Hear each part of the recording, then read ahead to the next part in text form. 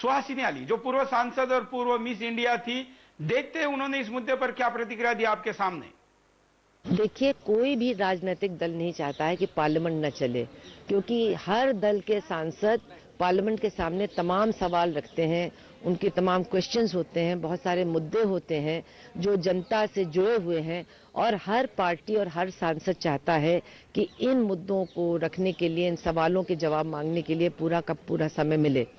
लेकिन कभी कभी ऐसा एक मुद्दा आ जाता है जिसकी गंभीरता को देखते हुए ऐसा करना पड़ता है जो आज विपक्ष के राजनीतिक दल कर रहे हैं। और ये हम लोग को समझ लेना चाहिए कि ये राजनीतिक दल ऐसे हैं जो सरकारें चला रहे हैं, यानी बहुत बड़ा जनता का हिस्सा है जिनका ये प्रतिनिधित्व करते हैं। तो आखिर क्या है वो वजह? वजह ये है कि इतना बड़ा घोटाला सामने आया है और उसके इतने पहलू हैं, उसके साथ सरकार के इतने हिस्से जुड़े हुए हैं, प्रशासन के इतने हिस्से जुड़े हुए हैं कि जब तक उस पर जेपीसी जैसी कोई कमेटी बैठ करके तमाम पहलुओं पर अध्ययन नहीं करेगी, यहाँ पर ज्वाइंट पार्लियामेंट्री पार्टी का है कि वो किसी को भी अपने सामने सुहासिनी आली का भी यही कहना है कि ज्वाइंट पार्लियामेंट्री कमेटी ही होनी चाहिए। हमारे साथ कॉलर भी जुड़े हैं, हम उनसे भी बात करेंगे। साथ साथ में और भी हमारे पास कुछ नेताओं की, सांसदों की प्रतिक्रिया भी दिखाएंगे। सीपीएम के नीलोपाध्याय हमारे साथ बातचीत में उन्होंने क्या कहा आपके सामने। नहीं, देखिए, ये तो सरकार की ओर से ये जिद पकड़ के बैठे हुए हैं। अगर देखा जाए महंगाई के सवाल कितने बार हम लोग बातचीत कर चुके हैं और चर्चा के बावजूद भी उन्होंने कुछ कदम नहीं उठाया। जहां तक ये 2G का मामला है, यहाँ पे भी पहले 3 दफा चर्चा हो चुकी है और जो चीजें विपक्ष उठाया था वो तमाम चीजें सिद्ध हो गया है अभी CAG रिपोर्ट के चलते। बावजूद इसकी ये तैयार नहीं है पार्लियामेंट के जरिए इस चीज को जांच करवाने के लिए। तो ऐसे भी देश की लोग समझ रहे हैं बात को कि ये सरकार के चलते और इसके तौर तरीके के चलते बड़े पैमाने पे भ्रष्टाचार को बढ़ावा मिल रहा है। तो जहां तक हम लोगों का सवाल है, वामपंथियों का सवाल है, CPIM का सवाल है, हम ये 5 तारीख से 1 हफ्ते के लिए पूरे देश भर में भ्रष्टाचार के खिलाफ हम अभियान छेड़ेंगे और सरकार की इस किस्म का। अब जाकर यहाँ पर एक सांसद महोदय ने अच्छी बात कही और कह रहे हैं कि सप्ताह भर के लिए हम आंदोलन सड़क पर उतर कर करेंगे। कॉलर हमारे साथ जुड़े हैं, बोलिए। हेलो हेलो, हाँ बोलिए। हाँ, मैं MP से बोल रहा हूँ, मुन्ना सिंह भगोरा। हाँ बोलिए। अरे मैं कह रहा हूँ जो केंद्र सरकार द्वारा किया जा रहा भ्रष्टाचार में, इस पे कड़ा प्रतिबंध क्यों नहीं लगाया जा रहा है? बिल्कुल, आपको क्या लगता है क्यों ऐसा हो रहा है? जी, आपको क्या लगता है ऐसा क्यों हो रहा है? ये किस कारण से हो रहा है, मैं ये पूछना चाह रहा हूँ कि इसमें विपक्ष के लोग बैठे हुए क्या वहाँ पे सही तरीके से आवाज नहीं उठाते क्या? आपको क्या लगता है आप विपक्ष के खिलाफ भी बोल सकते हैं, अपनी बात रख सकते हैं, हम केवल सत्ता पक्ष ही क्यों, विपक्ष भी तो हमारा प्रतिनिधित्व करता है, उनको आपको क्या लगता है आपकी आवाज उठा रहा है?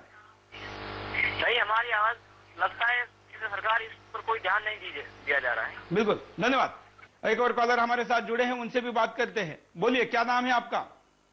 हेलो, हाँ बोलिए। हाँ सर, मैं सुनील पांडे बोल रहा हूँ बस्ती जिले से। हाँ बोलिए सुनील जी। मैं सर ये पता करना चाहता हूँ कि 1,50,000 करोड़ का घोटाला चल रहा है और जो है उससे JPC नहीं बैठाई जा रही है, ठीक है सर।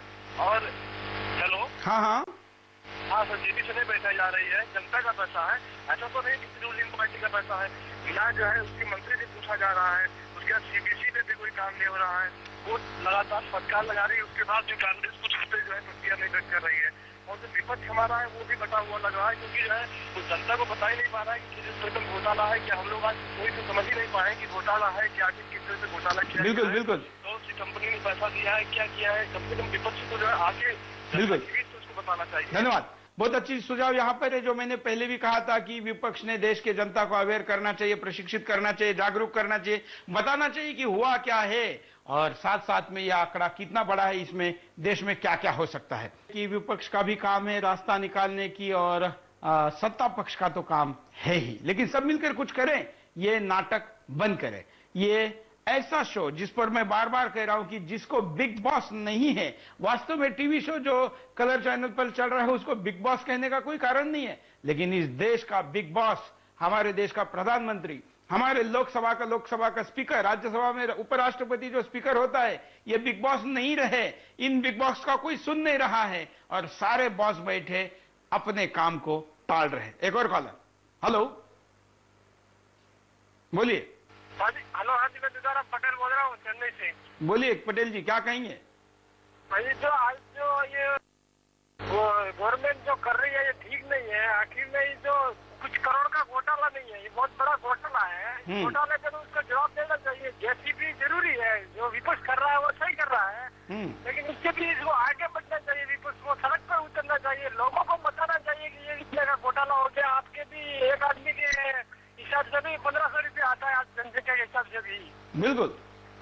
हाँ, तो विपक्ष को सही मायने में विपक्ष की जो कर रहा है वो ठीक है, बल्कि इससे भी ज्यादा करना चाहिए। उसको सड़क पर उतरना चाहिए, अमर आसन में बैठना चाहिए, तभी गवर्नमेंट को मालूम पड़ेगा। बिल्कुल। पटेल जी, आप चेन्नई से बोल रहे हैं, ये राजा भी चेन्नई से आते हैं, मतलब तमिलनाडु से आते हैं। सुना है कि ए राजा का भाव चेन्नई में या तमिलनाडु में बहुत बड़ा बन गया है। लोग कह रहे हैं क्या, 2.25 लाख करोड़ का मालिक हो गया है।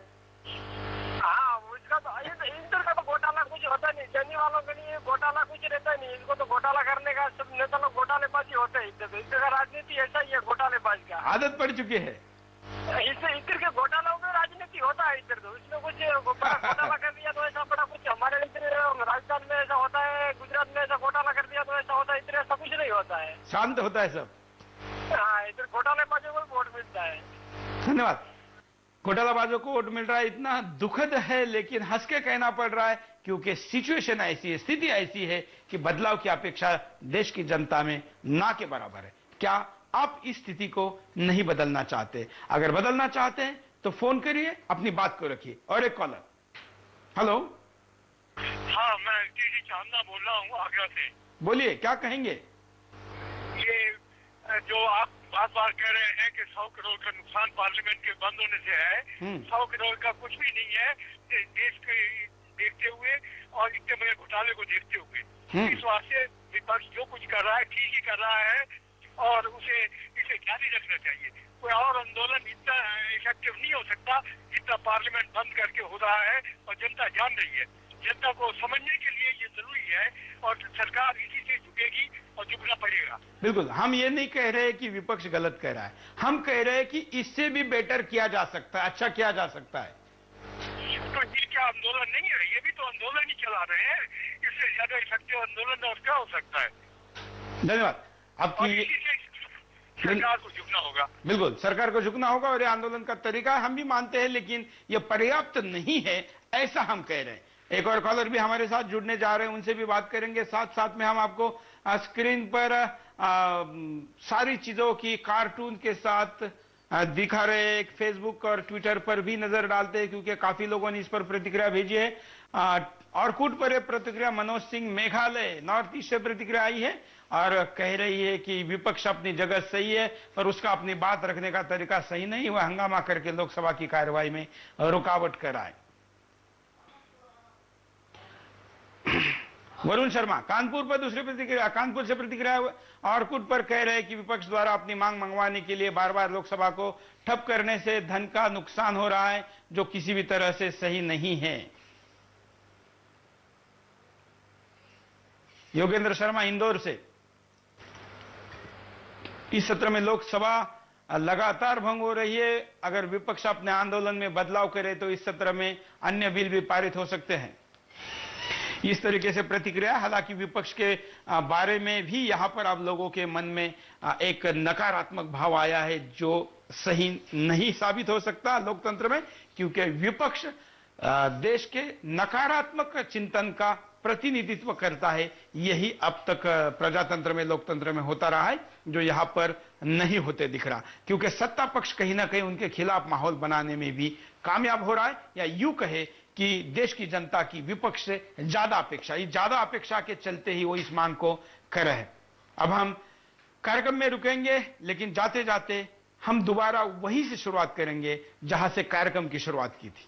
जैसे हमने कहा कि देश की लोकसभा एक बिग बॉस का ऐसा शो है जहां पर 11 बजे शो तो पक्का शुरू होता है, लेकिन कितने जल्दी खत्म होगा पता नहीं। उसका ब्रेक कभी 12 बजे तक तो कभी 24 घंटे के लिए चलता है। अभी 2 दिन का चल रहा है, सोमवार को शुरू होने के बाद कितने सेकंड चलेगा पता नहीं। 16 दिन में 10 मिनट के कार्रवाई के साथ करोड़ों रुपए लेकर सांसद चंपत है, लेकिन देश का आम आदमी आंखें लगाए बैठा है कि उसके लिए कोई सड़क पर आए और अपनी आवाज को उठाए। विपक्ष को हम आह्वान करते हैं, देश की जनता आह्वान करती है कि सत्ता पक्ष ने भले ही अपने आंखों पर पट्टी बांध रखी हो, वो अपने चोर होते हुए भी कौन उसकी इंक्वायरी करे इस पर चॉइस देती हो, लेकिन देश की जनता को विपक्ष के सिवा अगर चॉइस नहीं है तो आप भी अपनी चॉइस बदलिए।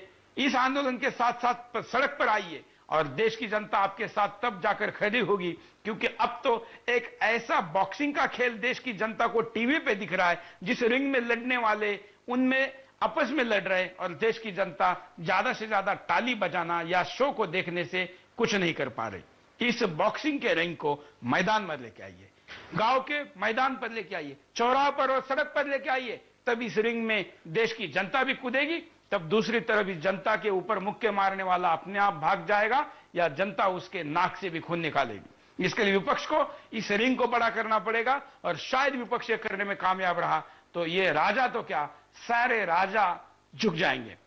कार्यक्रम को यहीं पर समाप्त करते हैं। आज इतना ही, कल क्या हो और इस बिंदास बोल में और क्या क्या कार्यक्रम हो इस पर आप अपनी राय दे सकते हैं। देखते रहिए बिंदास बोल। जय हिंद।